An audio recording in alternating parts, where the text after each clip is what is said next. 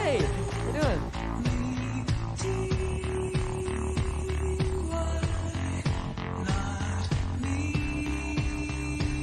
You're destroying everything, and for what?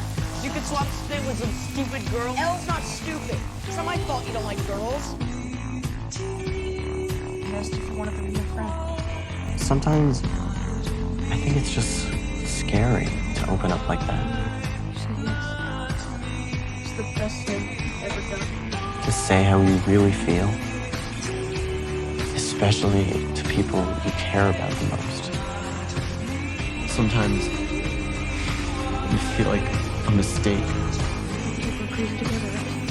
Crazy together. But you make her feel like she's not a mistake at all.